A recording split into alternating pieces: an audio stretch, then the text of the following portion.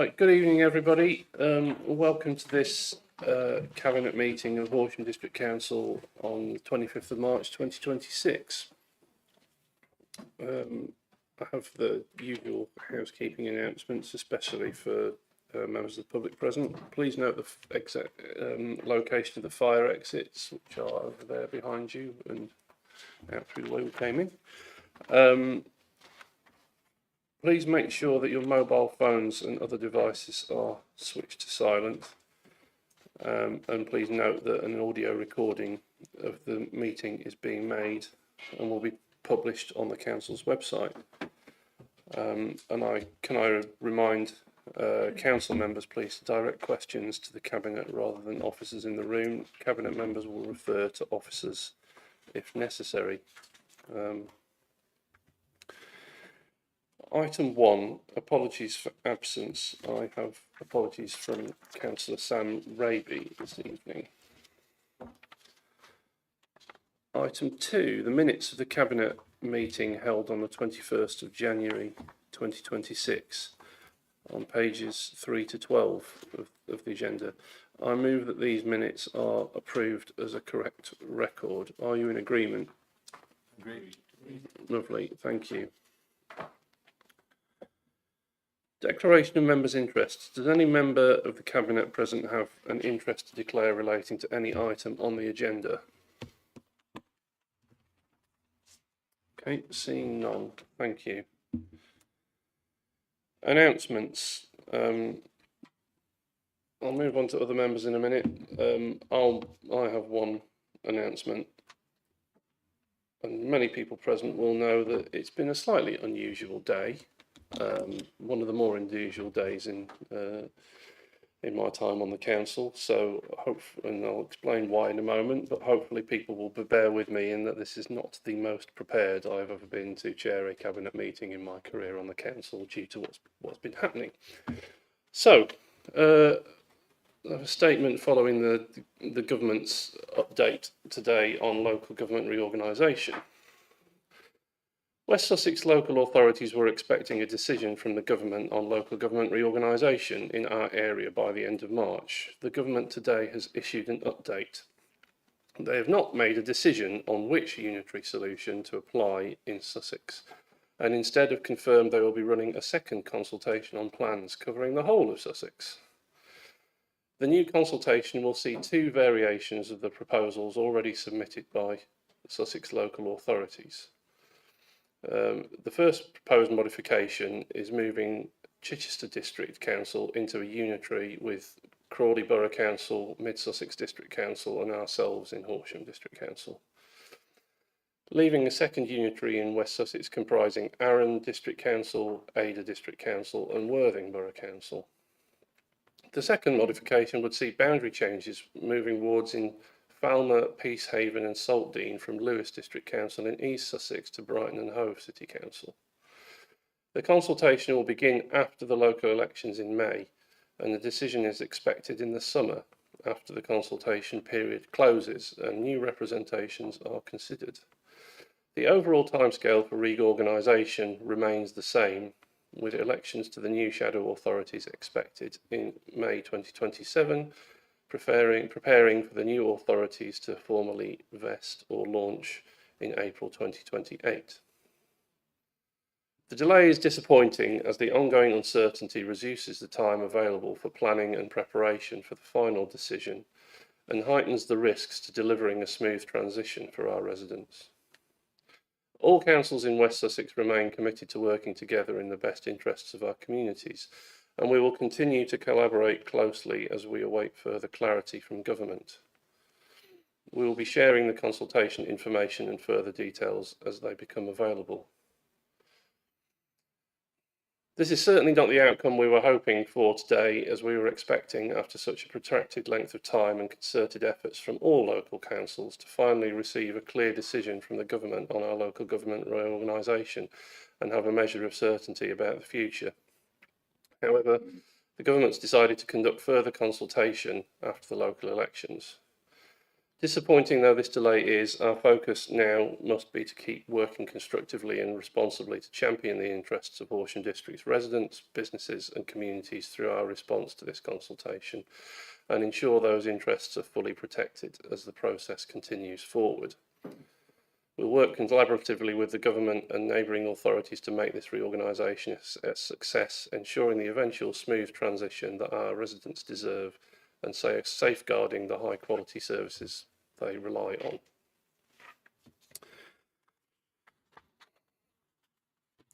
Do any other Cabinet members have any announcements this evening? Councillor Mercer. Thank you, Leader. I just wanted to give Cabinet and others an update on the food waste situation. We've started food waste collections, and to date we've collected from the last Monday and Tuesday and today. We're averaging about 12 tonnes of food waste per day, and we expect that this will grow as more residents start to realise that the service has started. We haven't had any significant negative comments. We have had a few missed collections reported, but this is expected because, of course, crews need to get used to the rounds, and we return for missed collections the following day. Vehicles are experiencing some defects, but again, this is to be expected with the new fleet, and the workshop is working hard to ensure that they remain on the road. The caddy deliveries are also going okay. All of Wednesday's work's now complete, so everyone has their caddies ahead of their first collections next week. We have experienced some delays in deliveries from our contractor due to resourcing issues, but we're having regular meetings to ensure that they remain on track, and we're also using some of our own resources where necessary to keep us on schedule, and we'll charge this back to the delivery company. We have 33,000 caddies left to deliver, but as we move into Thursday and Friday's work, there are more caddies to deliver, but it will be quicker work because this is more of an urban area. We remain confident that we'll complete these deliveries before the first collection. We continue with our communications through social media to ensure the correct message is going out and residents know to check their bin calendar for their first collection dates. There's also a double page about food waste and other services we offer in the Our District magazine, which is being delivered at the moment. All remains on track and should all be rolled out by Friday the 17th of April.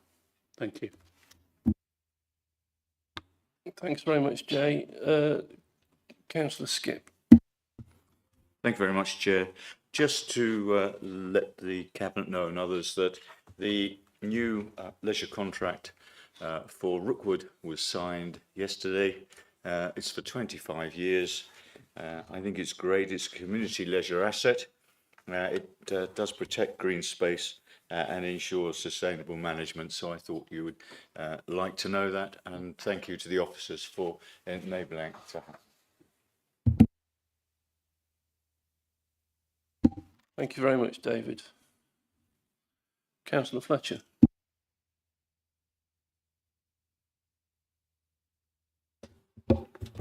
Thank you. I have two updates today. Firstly, on the improvements planned for the pedestrianised area of the Bishopric in Horsham. As we look out at the Bishopric from this very building, we can see the broken and scarred paving that's simply not fit for use, the tatty planters and the remains of the long-defunct Shelley fountain.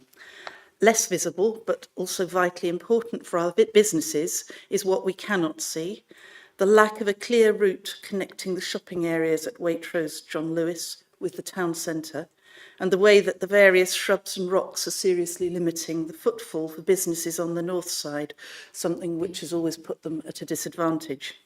The council has long recognised these as problems and been working towards addressing them with cross-party support. The first stage was the Town Vision Statement, which was adopted in 2017, followed in 2021 by the Public Realm Strategy, and when elected in 2023, we approved funding for the detailed design and implementation based on these principles for the Bishopric.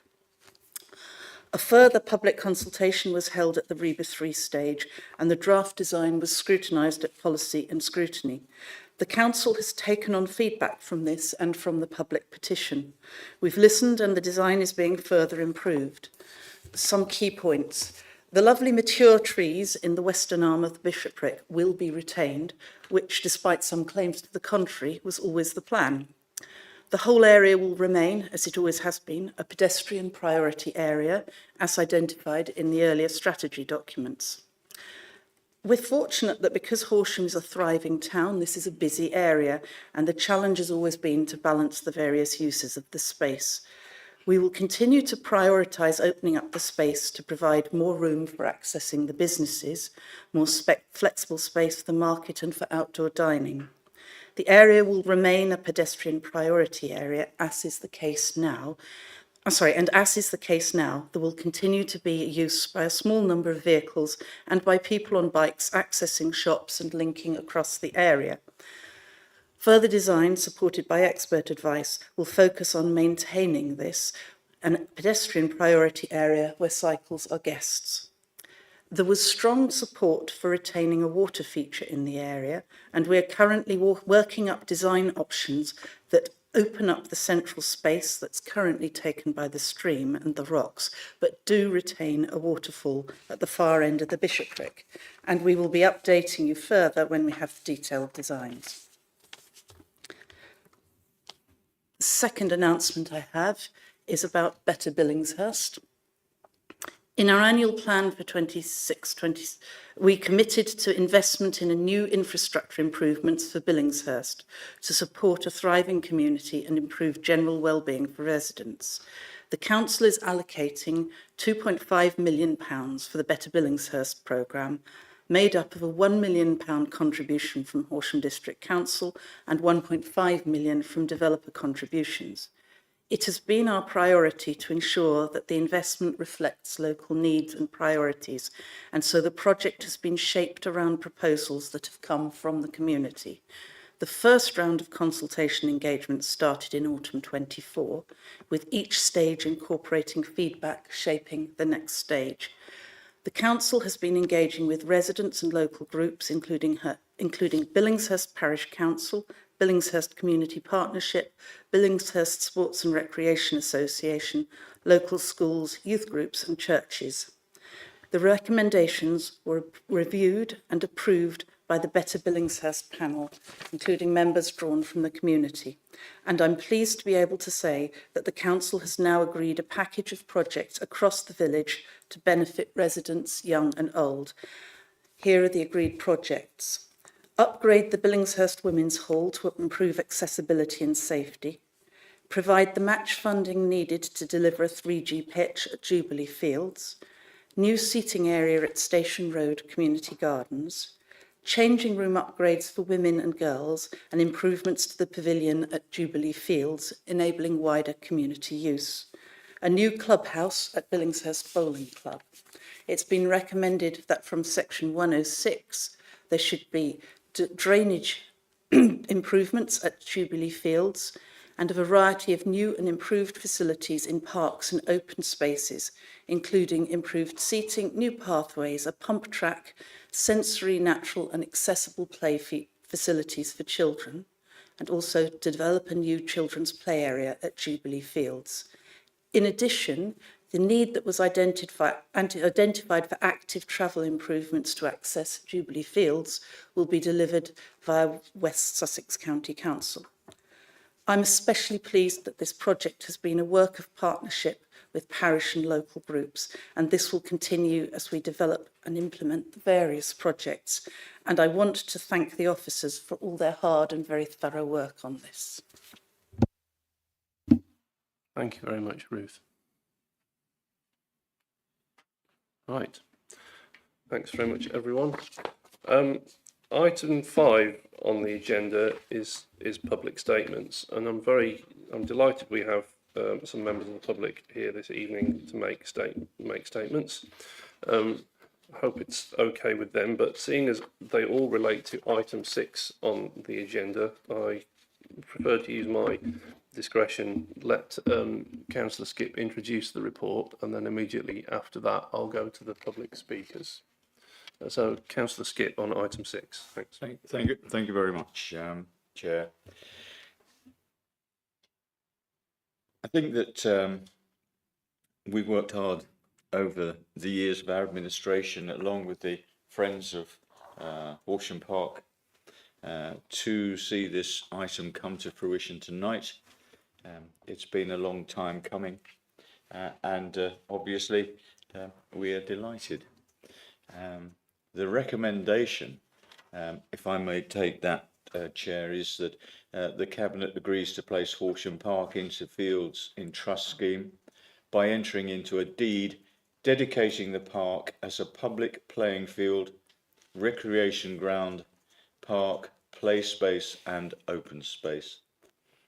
And that the responsibility to sign the deed is given to the Director of Communities in consultation with the Head of Legal and Democratic Services.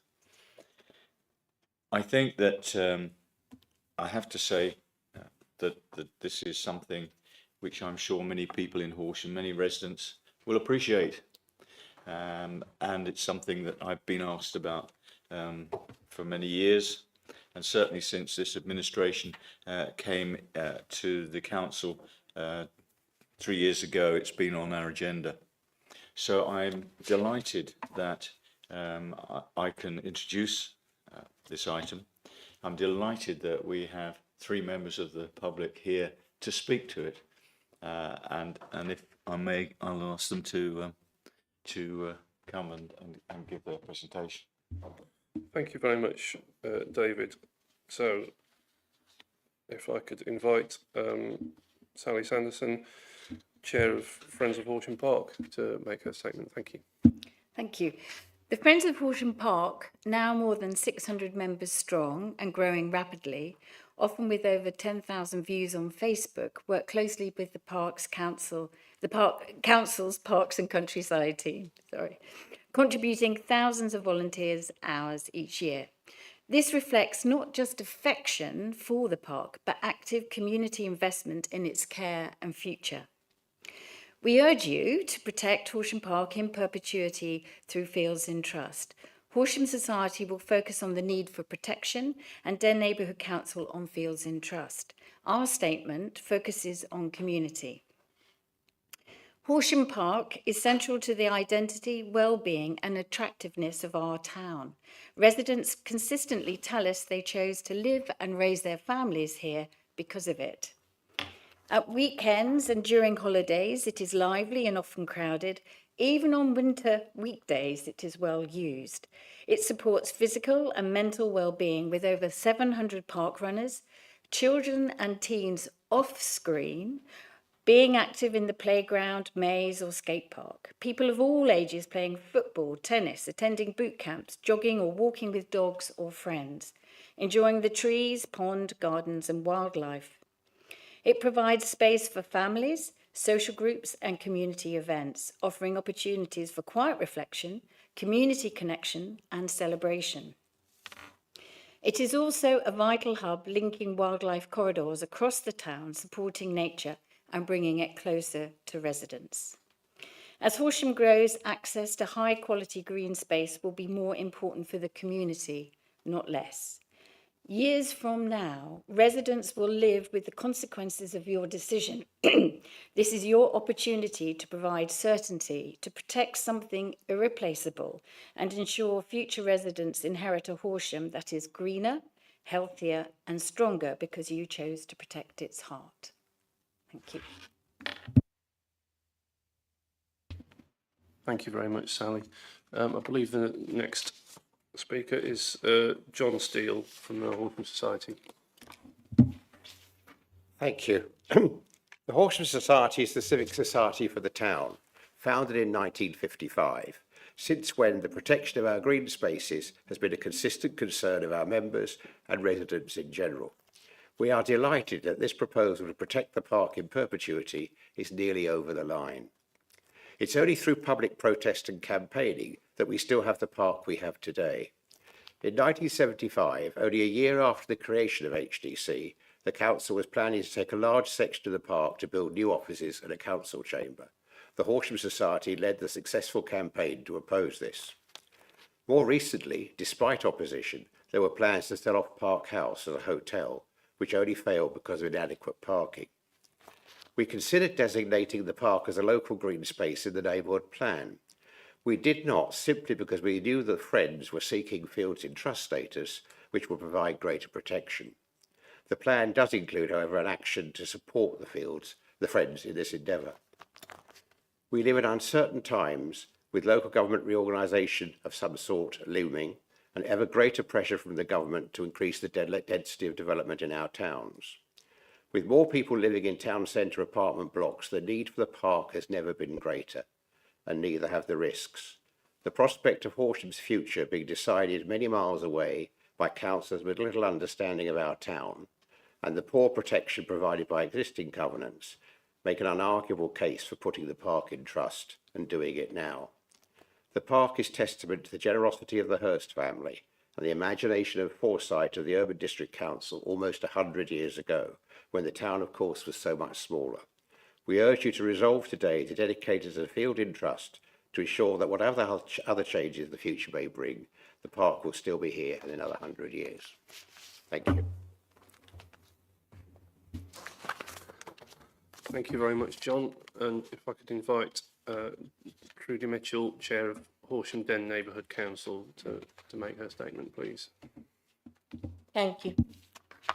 Den Neighbourhood Council has a memorandum of understanding with Horsham District Council to be consulted on matters concerning Horsham Park, its management and policies. We work closely with the Friends Group and fully support their efforts to protect this invaluable community asset. 6 years ago, the Friends proposed safeguarding Horsham Park as protected green space through a deed of dedication with fields in trust. Since then, political leadership at HDC has changed, and local government reorganisation now threatens to shift control of the park to a distant authority, where financial pressures could outweigh any benefits to the health and well-being of the public. A deed of dedication has never been more important. The land would not be placed in a trust, it would simply be dedicated for recreational use only. We recognise the park's complex history of covenants, and we thank the legal department for its thorough review. The current proposal minimises risk and safeguards the park's future. The deed excludes leased areas such as buildings and car parks, and changes would require permission from fields in trust. It protects all green space, including the sensory garden, playgrounds, outdoor gyms, and other facilities. Moreover, it allows flexibility. Enhancements to leisure use, such as a 3G football pitch or changing rooms, would not require fields in trust consent. As long as the land remains for recreation, there is no obstacle to evolving community interests and needs. There will be no change to management and no additional cost to HDC. Future involvement with fields in trust is expected to be minimal. Now's the time to stand by your election pledge and earn the thanks of current and future generations by agreeing to this proposal. Thank you. Thank you very much, Trudy. Before we move on, open it up to other questions and comments, Councillor Skip, do you have anything you wanted to add at this point? No, I think that public speakers have made the case admirably, and I'm not sure there's anything further I can add. So I'm quite happy to rest a moment. Thanks, David. Could I invite other members? Councillor Knoll. Thank you, Leader. With your permission, I just want to have a one-sentence addition to the comments that you've made on LGR. Can I just make a one-sentence addition, please? Got this I'm agenda going to talk about fields and trust afterwards. I just wanted to say simply that I share the leader's frustration resulting from the announcement today from MHCLG. Just want to add that I appreciate the hard work, the time, and the council funding that's gone into the efforts by both you and our CEO to produce an equitable and satisfying solution to the LGR conundrum. On Fields and Trust, although historically I did oppose it originally, I'm pleased to see that Fields and Trust has been finally agreed. This item has rumbled on the past 5 years, and I was always concerned that control of the more sensitive areas that were historically linked to HDC, Park House, the pavilions, the rec rooms, and various other buildings would be taken away from us as proposed initially. And I'm relieved that the final version of this agreement now keeps these areas out of the Fields and Trust and within the control of this council. Now this has been agreed, I'm fully in support of the Fields and Trust. Thank you.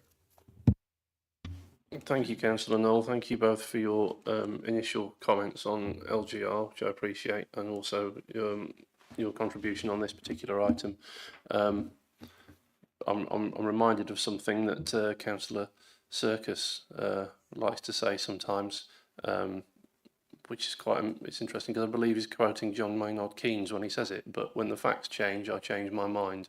And I think if a few more people in public life were open to reviewing and changing their minds about things from time to time, we'd all be a lot better off. So thank you very much for that. Councillor Olsen. Thank you, Leader. I was taking a trip down memory lane in my inbox, looking at the history of the Fields and Trust proposal. Of course, prior to the May 23 elections, 16 current councillors signed the pledge of Friends of Horsham Park to further protect this park, and that included 7 current cabinet members, as well as myself. As the former cabinet member with this brief, 2 weeks after that election, I was provided with the background on the council's investigations into Fields and Trust proposal. What followed were many conversations with officers, councillors, cabinet, the chair of Friends of Horsham Park, as well as Fields and Trust directly. I know that this proposal or similar also went to my predecessor in cabinet, down the table from me now, but I think that the opinion of the administration not to go ahead at that time might have been due to a combination of misinformation as well as a lack of information. These two things can often lead to the wrong outcome. So I'm thrilled that the previous cabinet member and the current cabinet member and cabinet persevered, supported by officers, allowed for this trust to be further scrutinised, and for the agreement to get to a point where I believe it now has support across this council as a whole. So I have the pleasure of walking through the park most days on my way to work and on my way to this council, and now knowing that Horsham Park will be protected for all those in the future that might do the same is one of the many things I hope this council will be remembered for. Thank you. Thank you very much, Councillor Olsen. Councillor Fletcher. Thank you very much. As a long-term resident of Horsham and ward councillor, whose ward includes Horsham Park, I'm very, very aware of the great value Horsham Park has to our town, and have seen with concern the risks of it being nibbled away for development. We stood on a manifesto of protecting the park, and I'm really pleased that we have eventually got to the state where we're going to be able to do that now.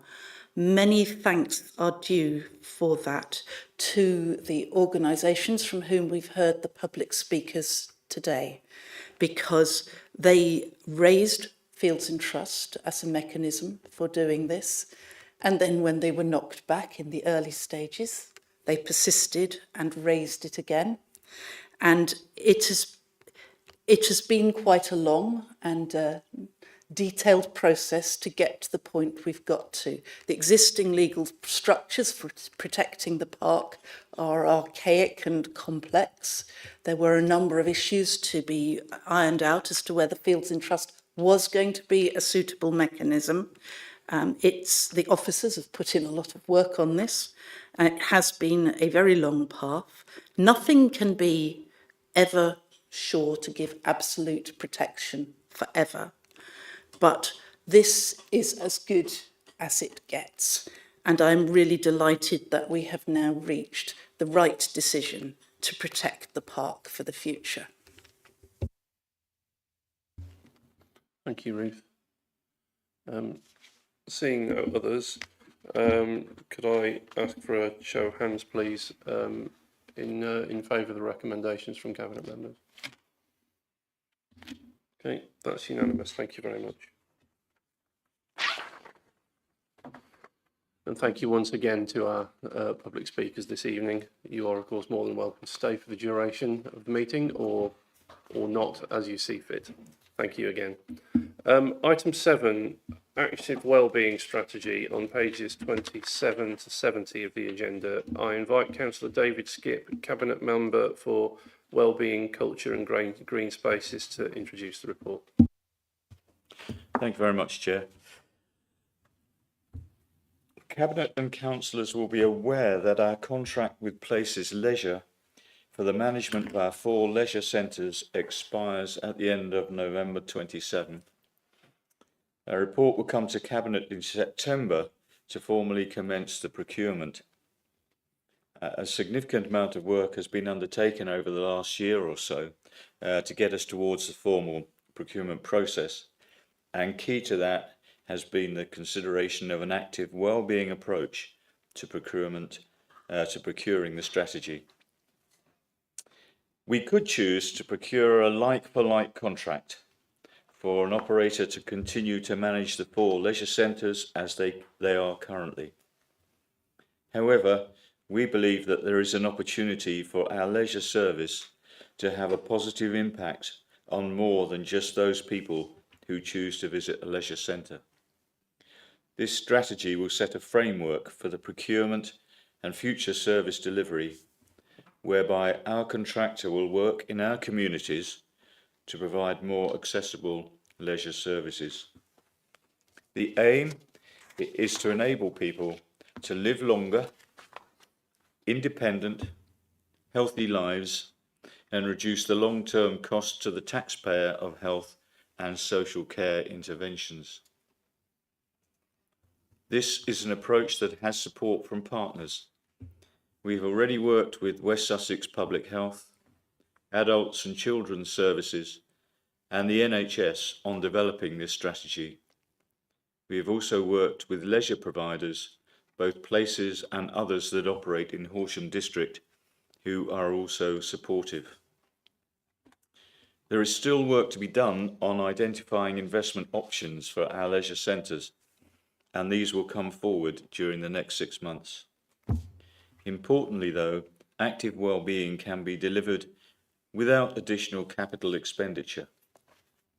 Although of course, spending money will allow more to be provided, but as a concept, capital investment isn't required to enable active wellbeing. Adopting the strategy now will allow officers to use it in engagement with the market as they develop the specification for the leisure contract.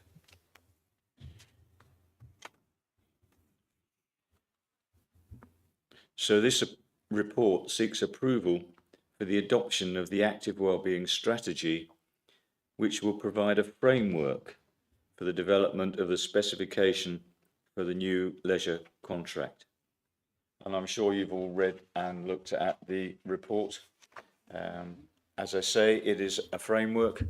It will be used as for development of the specification for the new contract. And the recommendation that comes is to adopt the active wellbeing strategy contained in Appendix A to this report, and to delegate authority to the Director of Communities in consultation with the Cabinet Member for Wellbeing, Culture and Green Spaces to make such changes to the active wellbeing strategy as may be required following adoption.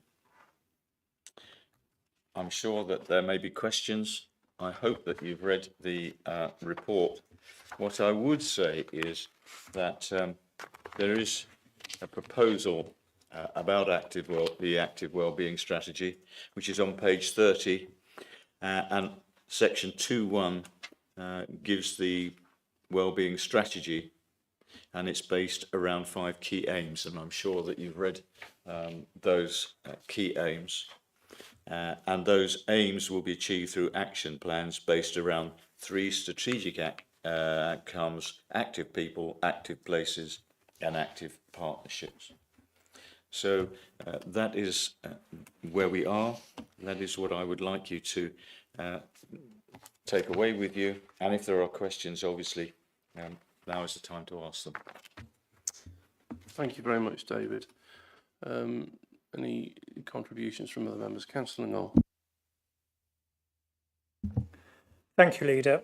I appreciate that the active wellbeing strategy is part of the present HDC annual plan, and we must support our residents to live long and active lives, as we've just heard. However, at the Finance and Performance Policy and Scrutiny Committee on the 19th of January, questions were asked of the Cabinet Member for Performance, Customer Service and Communications, and he answered that the revised annual plan would be transparent and a consultative document. Indeed, on the 13th of January at the Communities and Place Policy and Scrutiny Committee, the Head of Leisure and Culture gave us an overview of the proposed active wellbeing strategy, as on page 5 of the committee agenda, committee minutes, and confirmed that they would be considered by the Finance and Performance Policy and Scrutiny Committee in March. That's the one that we just had a couple of weeks ago. Unfortunately, this item did not appear on this month's Finance and Performance Committee agenda and was therefore not considered before coming to Cabinet today. Furthermore, at the same time as this undertaking was given, we were told that a full members' briefing would be taking place. So how can Cabinet now adopt this strategy without input from at least some of the partners listed on page 31 of the agenda in front of us today?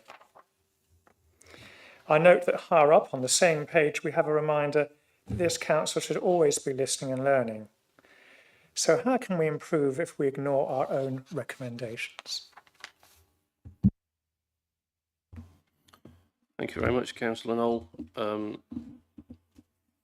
One thing, the Finance Performance Scrutiny agenda is under the control of the Chairman of the Finance and Performance Scrutiny Committee, so perhaps you might want to take that one up with him. But anyone want to have first crack at this?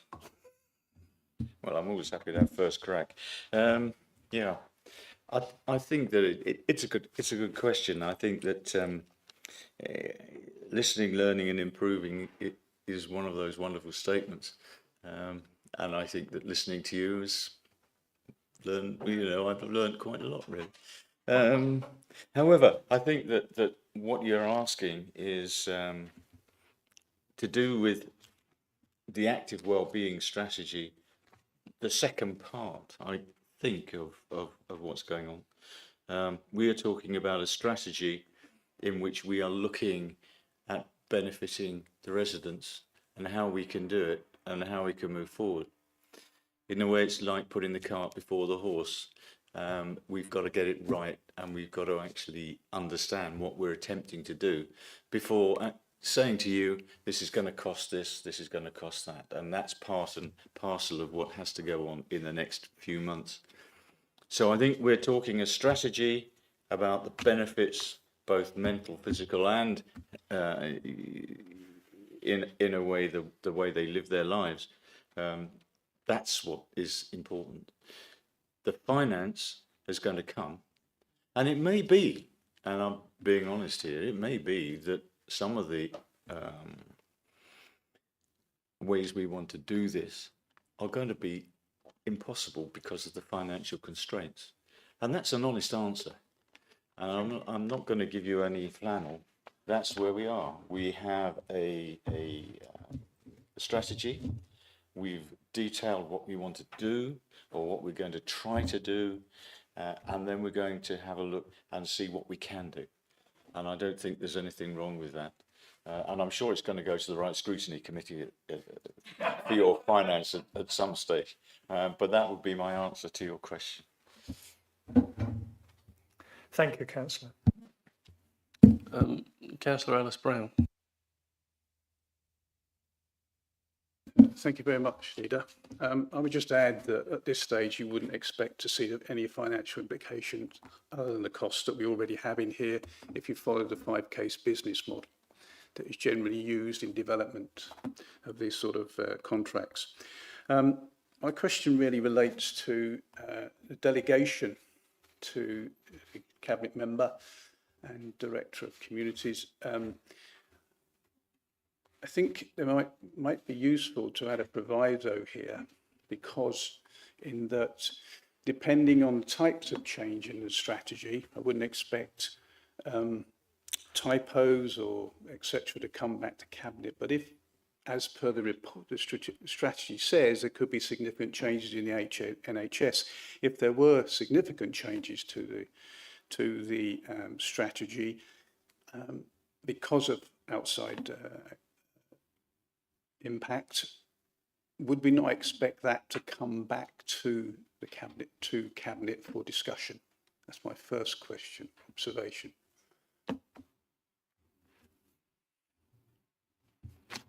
Absolutely. I mean, I think that if there are changes, as there may well be in the NHS from time to time, and some of them are quite significant, then it's not something that one would want to not consult or tell people about.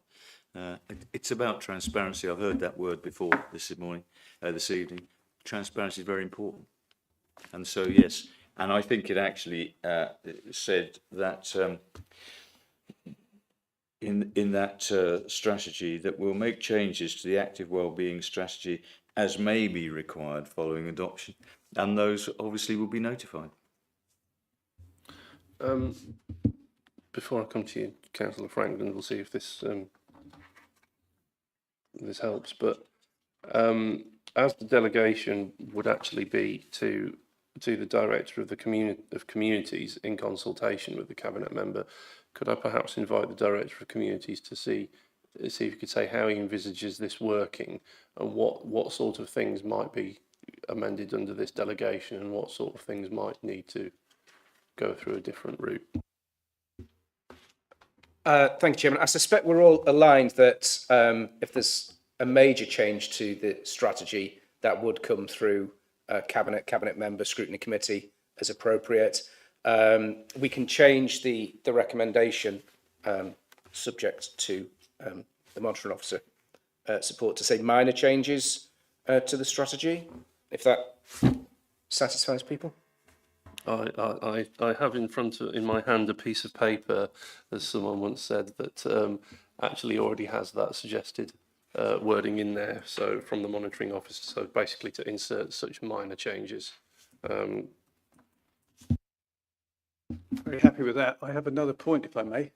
If dealt with that one, then yes, I'll do whatever the monitoring officer. Sorry, if we've dealt with that, I'll do whatever the monitoring officer advises me I need to do in terms of amending a recommendation in the meeting to take account of that. So I'll come back to that in a second. But yes, if you have a second point, Councillor Ellis. Yes, in section 3.4.2 of the strategy, it says that there was consultation and looked at Horsham District Council Planning Framework 215-231. My question there, should we have not also considered the emerging local plan? Because some of what we'll be doing under the under this strategy will be for new developments and ensuring that new developments are supportive of our of this strategy. So I wondered if we should actually also consider the emerging local plan as well. I'm afraid you've lost me there in terms of exactly where you're pointing at, because I can only find a 3.1. So it's page 60 of my pack, and it says supporting evidence is the section. And if you move along to page 60, at the top of that page, it says Horsham District Council Open Space, Sports, Recreation Review, and Horsham District Council Planning Framework 215-231. I just wondered, should we have given some consideration to the emerging local plan?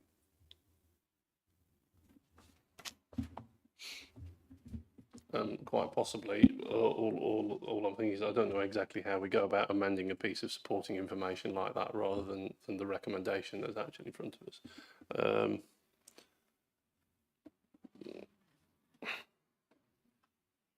Councillor Fletcher. I'd just note that if I've followed the right paragraph, you're saying that says as part of the diagnostic review, SLC reviewed the following suite of key strategic documents. So I think that doesn't preclude us taking into account the emerging local plan as we go forward. I think this, as it reads, is a statement of what has happened in the past, and I've just asked the officers whether they'd like to comment on that.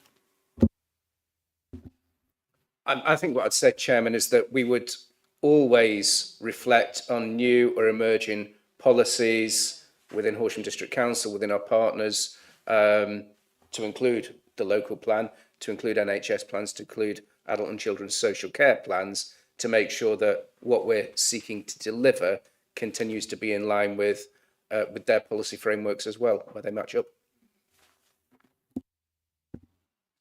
Very much. Thank you.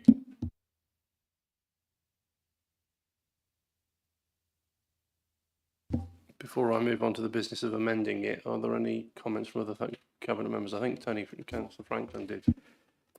Yeah, I suppose that really I just wanted to voice my total support for this initiative. I think it is possibly one of the most important initiatives and strategies that we're looking at for the future of the district and indeed the wider authority when that comes.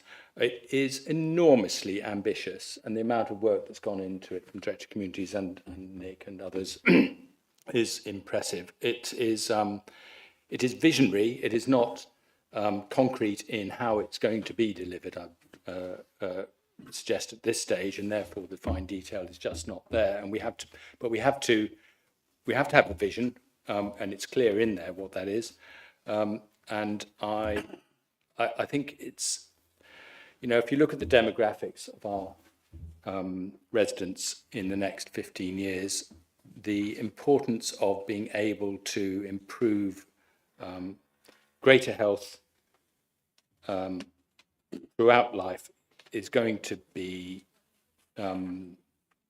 absolutely critical. And I think that adopting this strategy, if we just went with the old strategy of procurement of sports services, that would be the wrong thing to do. We would be missing a huge opportunity to change the lives of people in the future. So I just wanted to voice my absolute support for this, in whatever form it turns out to be delivered.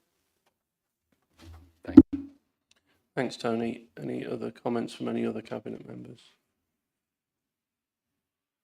I think I would just echo that myself, really, without going into detail. This is really important. It is an opportunity, and it's the sort of thing you get excited about, really. And I only wish we had a little bit more control over a little bit more time about how it was all going to unfold. But you never know what the future might hold. I remain an optimist. So I think that what I need to do is put let's not get too het up, put the recommendations to the vote, but on the basis that recommendation 2 states to make such minor changes to the active wellbeing strategy. Is the monitoring officer happy with me saying that? Yeah, I don't need a second motion or anything. Okay, so yes, including the amendment. Could I see a show of hands in favour? That's unanimous. Thank you very much. And thank you very much, Councillor Ellis-Brown, as well, for that. Item 8. Always listening, learning, improving, you see, Len.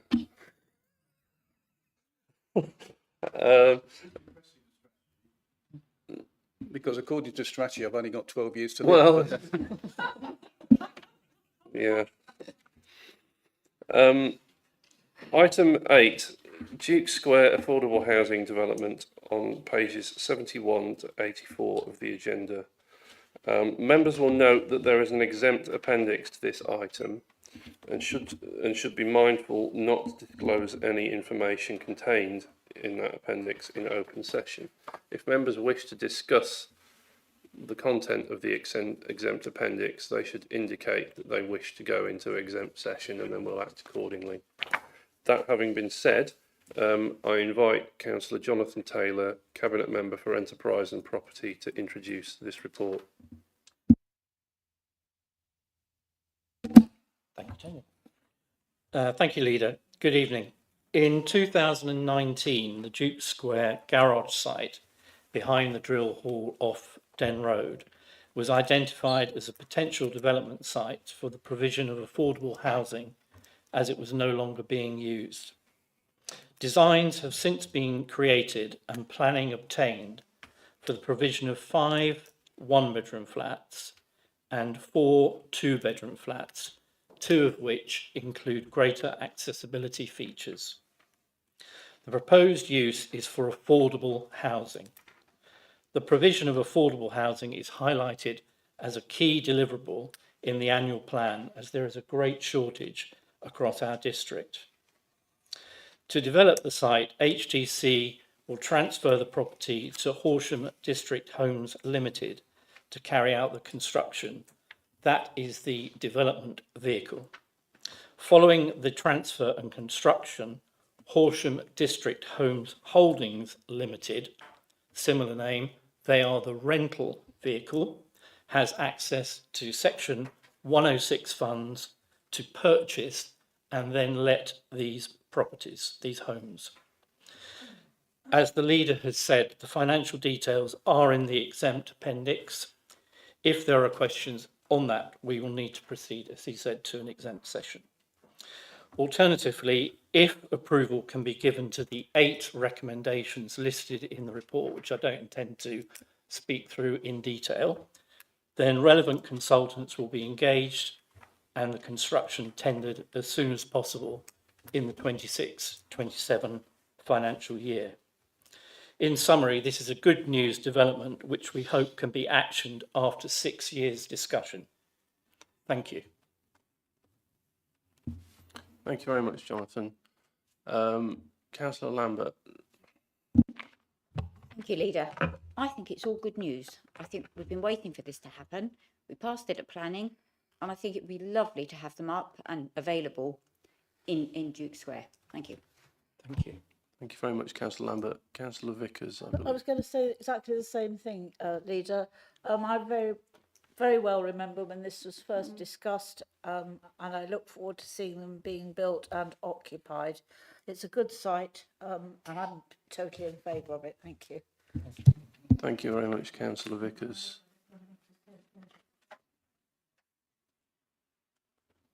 Would any other Cabinet members like to comment on this one?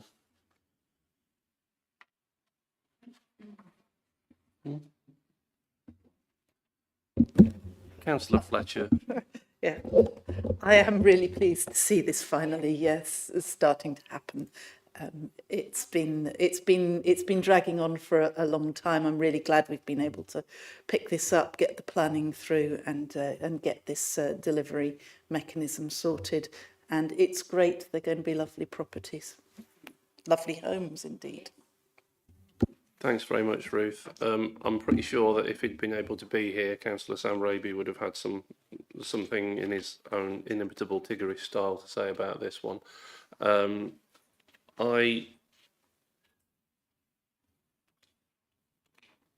We'd all, as a council, all parties would like to be able to do more than we are able to in terms of delivering affordable housing. I have no doubt about that.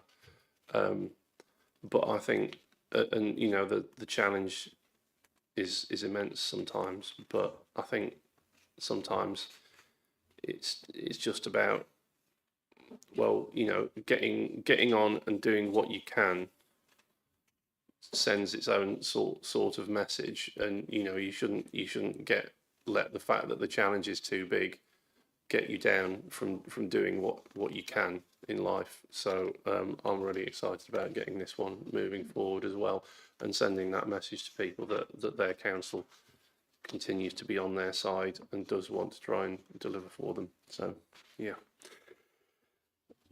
So, can I then therefore please on block see a show of hands from Cabinet members in favour of the recommendations?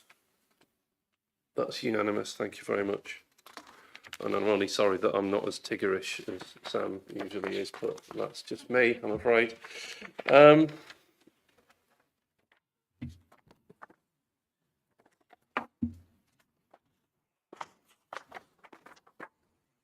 Item 9.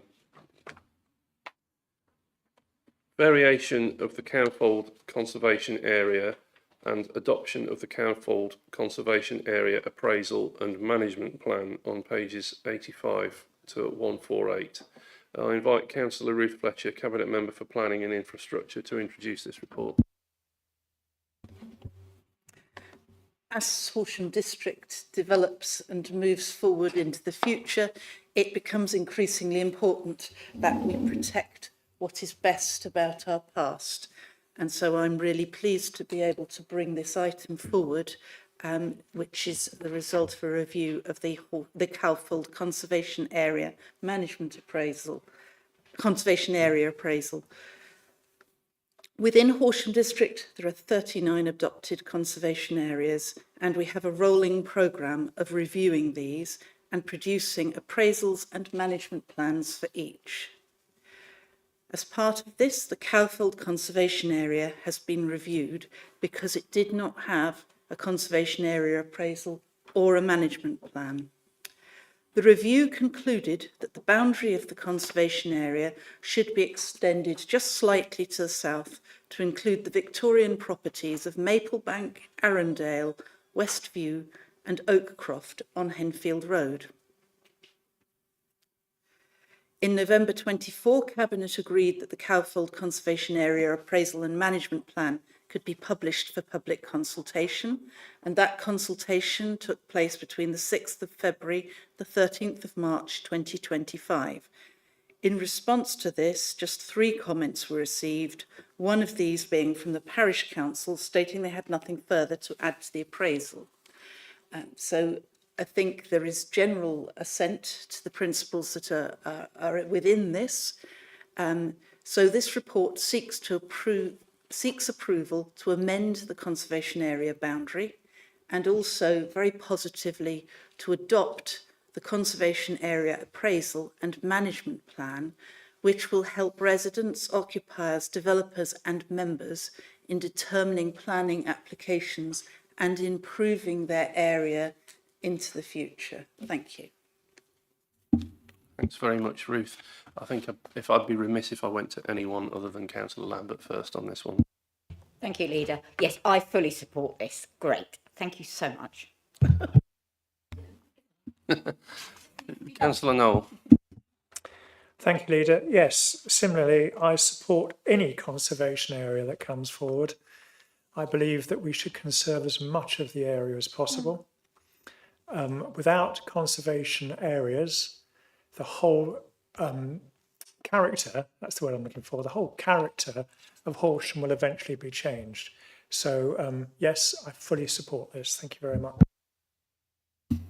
Thank you. Any other comments from other Cabinet members on this one? No, I think we've got broad support for this. So please can I see a show of hands in favour of the recommendation? Okay, that's unanimous. Thank you very much.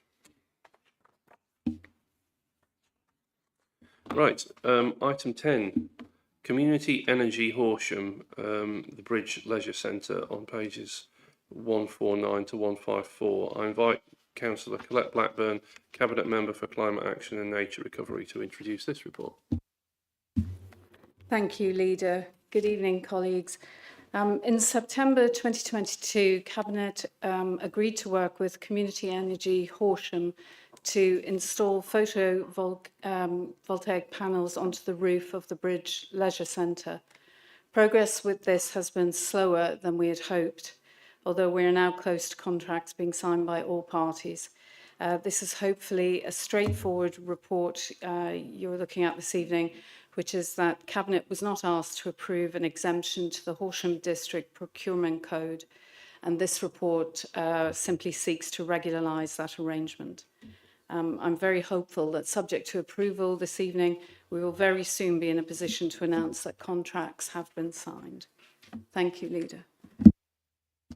Thanks, Colette. Any comments or questions from the floor on this one? No. Other Cabinet members? No, as you said, Colette, I think this one's pretty straightforward, and I think we all look forward to just being able to get on with it. So please could I see a show of hands in favour of the recommendations? That's unanimous, thank you very much.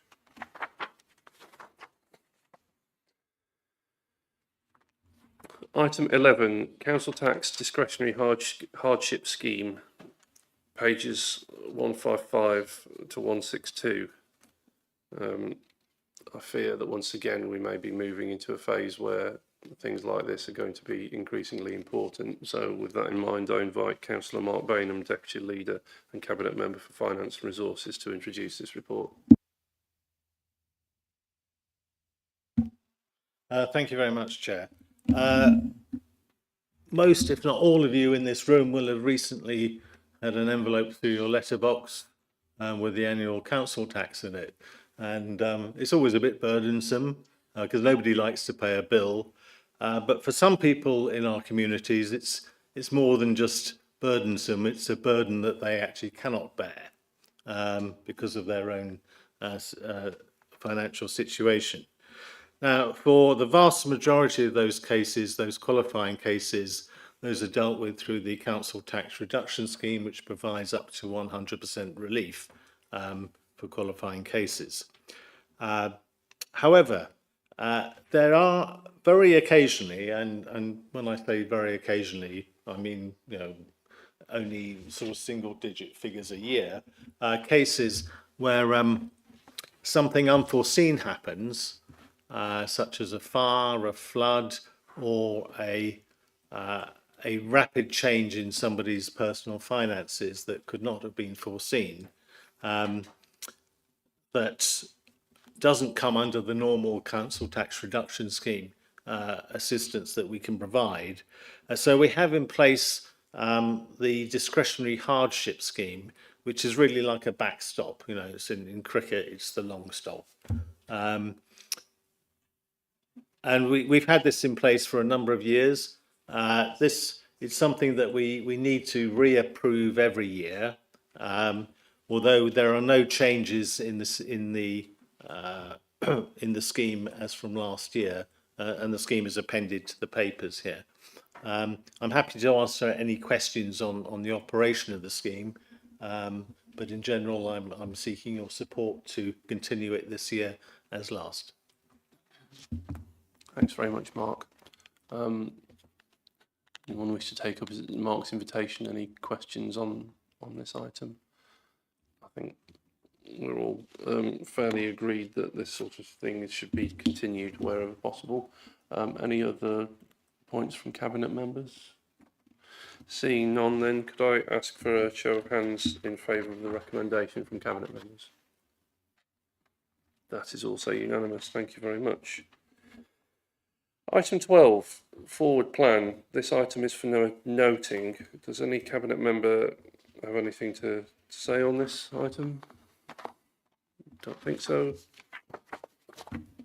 Item 13, to consider matters of special urgency. There are no urgent matters to consider this evening. I therefore close the meeting. Thank you very much, all of you, for your time.